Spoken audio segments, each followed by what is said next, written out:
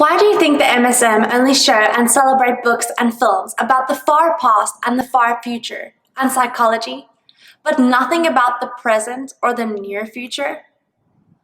On one side, we need to get out of the repetition loops by preventing future pandemics, the implementation of conspiracies, and installing better governance.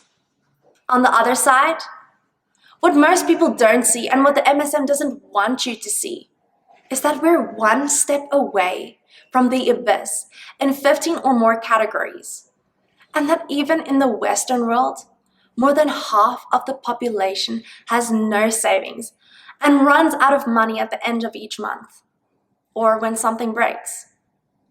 In less wealthy countries, people are already dying. The next decades will be disastrous if we don't decisively act now. The warning signs are around us: gas prices, inflation, societal issues. They're all becoming so crazy so as to be clownish.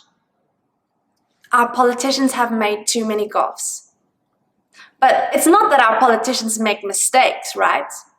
Because we all know that making a mistake allows us to course correct and to improve. Whereas politicians sometimes refuse to admit error, because to do so would wound their fragile ego and their voting base. At others, they're profiting from those mistakes, which in fact are not accidents, but rather purposeful actions that are wrong for the public they serve, but right for their personal bank accounts.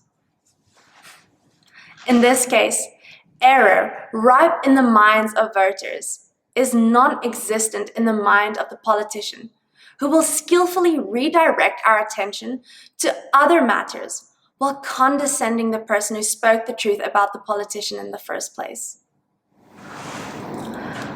I was fascinated by such a radical new concept, with more than 20 USPs and the first and only one in history that offers the first proposal about how to solve certain problems, like financing the UN SDGs, solving the automation job loss problem, efficient cooperation, and performance, both on personal, team, and national levels. I could not understand how anybody, except maybe a few stubborn billionaires, would not want that. Each day, we are discussing past, present, and future with very interesting insights. It's hard to understand why people oppose it. Stubborn, lifelong appointed professors who make hundreds and thousands of dollars per year, in some cases, educational leaders, if you will, saying at the start of COVID, "I don't want to teach online, so I won't." At the pivotal moment in history when youth needed leadership more than any other moment. Other professors might not want to look at something new during the last 25 years of their career, and especially if they can avoid being caught with any idea that might sound crazy, if they can easily get away with minimal theoretical increments over past knowledge. Selfish activists who actually just want to implement the 0-hour work week for themselves by living on other people's funds, and who have as a top priority to avoid that a single cent get into the pocket of a different NGO. The kind 40,000 which jetted in vain for fundraising to COP26 to fight the climate change provoked by such flights. Stubborn activists applaud Greta Thunberg for making us feel the reality of climate change. Now, a few years since her outrage, the entire movement, however, is still plagued with the inability to act. At that time, the entire third world was excused from improving in this realm because they needed to develop.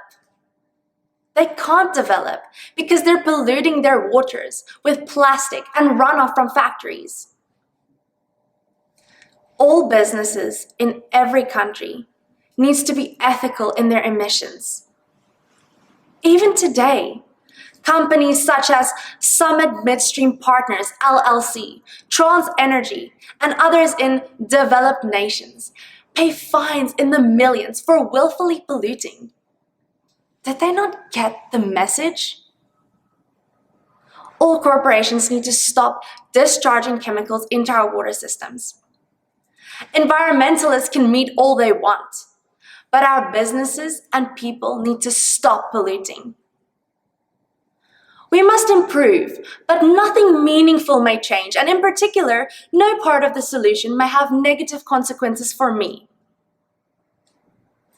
Hoping somebody comes up with a magic pill and solves all the problems. In IT, this could mean not accepting anything that might mean more costs, more work, or partial retraining, or a serious behavior change for themselves. I don't want to consume less sugar, even though I'm diabetic, give me a pill. I don't want to consume less bacon, even though I'm obese with high blood pressure. Give me a pill for that. Do people really buy weight loss pills? I mean, come on. Why can't we simply raise our children to eat right and enjoy some form of appropriate exercise? Integrative nature of being on a quest to find versus the divisive nature of proposing a concrete model that others might not like. As a result, hundreds of organizations are on such a quest, but nobody is proposing any model that actually addresses all the problems. Well, except for us. Stubborn or corrupt politicians, stirring always the same pot. Politicians in power are rarely actually open for new ideas that lead us to start a contest around this. Other politicians are often too stubborn for new ideas because they want their original ideas to succeed. People blindly following paid trolls or bots, reiterating any fake or false news that their idols tell them to. People or bots marketing stupidly their friend's product or services for concept map creation, the pseudo-casual and cognitive mapping. Just another academic and now badly commercialized tool. Cope, Banksia. People who consider themselves too busy to save the world, but then invest gigantic amounts or efforts into outrage or being divisive in the internet or working on 0.00001% improvements. The bright side of the job? I get to know and work with the top people in their fields. Top AI people, top filmmakers, top change makers, top actors, applying the combinations of the latest and best ideas in rhetoric, marketing, change making, and so forth.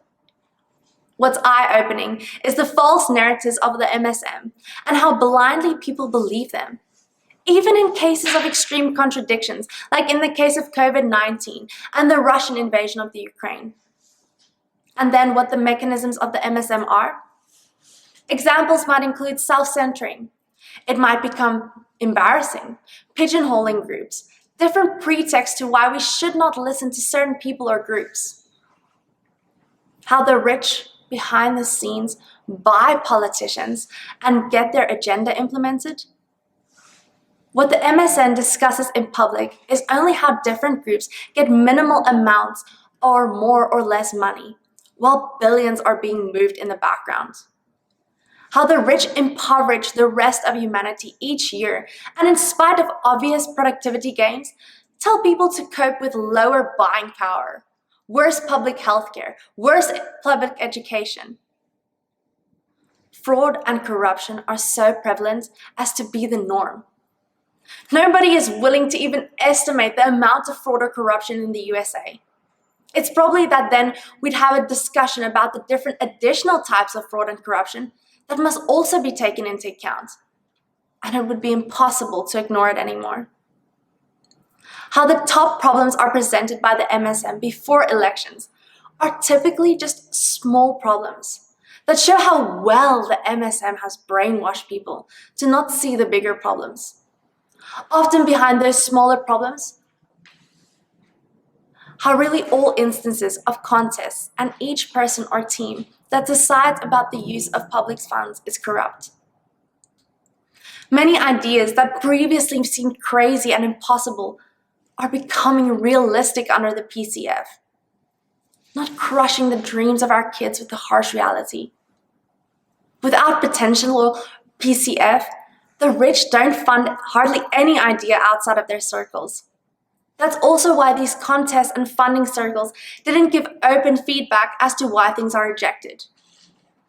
In their view, children of non-rich families were born to do lowly paid labor to make the rich richer, and not for thinking or being creative. Truly allowing people to reach their full potential, training is always considered as too expensive, except for the pseudo-elites, and with training, talented others could threaten the pseudo-elites' positions. Organizing local circles of excellence and well-paid caring professions. The first would take away profits from the rich, and the latter would use them for purposes that don't help the rich. How our current capitalism is not able to solve an entire set of problems, such as poor people dying of diseases or hunger, because many problems are not profitable to solve. That's evident, but nobody does more than maybe giving a small donation that is just a drop on a hot stone, even if everyone made it. Maybe the most freaked out pigeonhole people tried to associate with us. Transhumanists, wanting to replace humanity with robots, bringing about the AI apocalypse, and so forth. Maybe how most religions are proven wrong based on NDEs, near-death experiences, now called RDEs, recalled experiences of death, but how the MSM has to be silent about this. How they're not able to change because nobody has the authority to change or update the scriptures, and all so-called enlightened people are dead by now. We as a humanity are a bit similar in our difficulty to change. How late-stage capitalism has made our world crazy. The US, Feds, EU, ECB, printing money like crazy, turning the wheel of the printing machines. Most environmental or supposable sustainability measures just solve a small fraction of a percent of the problem. Most contributions are so small that it's not even worth talking about. Most European research has never led to anything useful. 99.999% of all European IT research of the last 40 years has not been useful.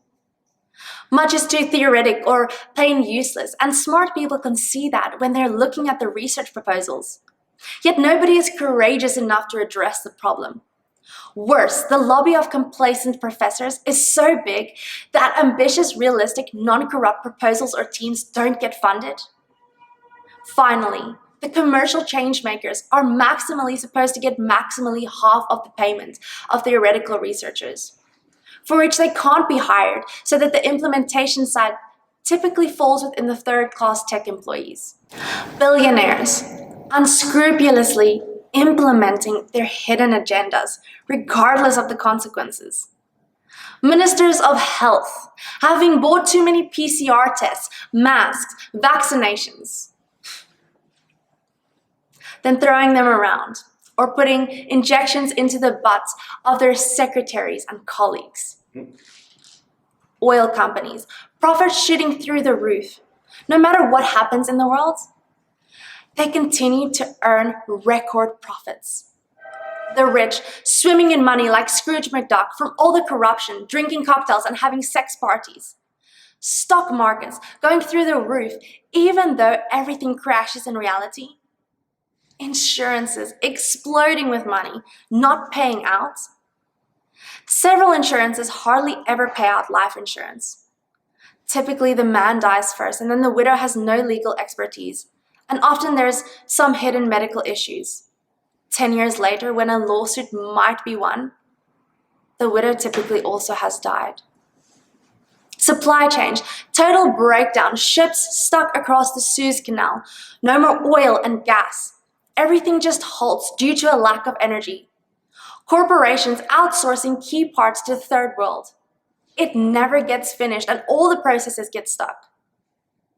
Government or administration spending billions on lawyers to check if the processes can be digitized.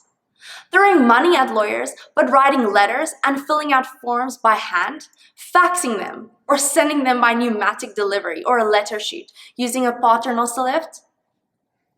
Military, selling all weapons and military clothing cheaply into corrupt channels that go to Africa or the Middle East, for example. Then Putin threatens a war and they're all naked. Bridges having cracks, then collapsing when a truck runs over them. Medical, like in the movie Idiocracy. If our trends continue, people in the future will get checked with 3 sensors. One in the mouth, one in the ear, and one in the butt. And assistants always confuse them. Butt sensors put into a mouth. Oh, you have hemorrhoids. That makes $10 million for a diagnosis. Planes fall from the skies like stones due to $7 programmers. Don't fly on payday. Normal people, gas, rent, and medical bills pull all the money out of their pockets, starving or dying of sickness. IT outsourcing, moving IT systems to the cloud, then have them maintained by the lowest paid labor in the worst slums with corresponding quality. IT chain contracts, false IT profiles to get inquiries, accepting contracts without having experts, subcontracting until someone in a distant slum tries to do it in vain. If one finds a security flaw in a standard or a product where no bug bounty is paid, it's most profitable to exploit it for oneself or sell that knowledge on the dark net. In capitalism, there's no fair remuneration for this. What's more, when one needs more time to detect and work around a flaw as an IT expert, one often gets fired, but when just brushing it off and delivering a secure solution without telling, people get promoted. Time boxing to turn everything just into the latest shit. Time pressure exerted by the rich on engineers or IT people has increased so much that hardly any correct solutions can be delivered anymore. Everything, like bananas, matures at the customer's site. Microsoft, with massive marketing and lawyers, has shown that customers have to accept this. And those public buyers who don't want to accept it, well, they get bribed. 10 times more marketing experts in LinkedIn than IT experts. Although modern marketing gets automated with IT, unemployed, unqualified people in LinkedIn changing their profiles every few months towards what they perceive as the latest trend, which is just the latest shit, actually. LinkedIn ally chats, messages disappear after a while and cannot easily be saved.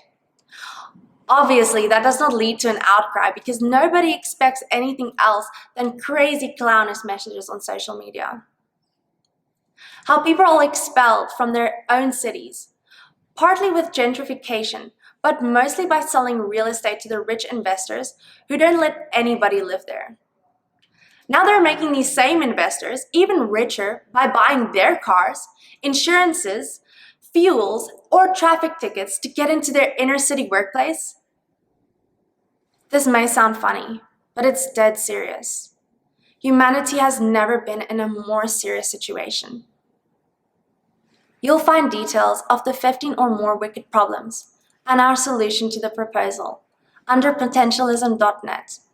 Please take action before it's too late.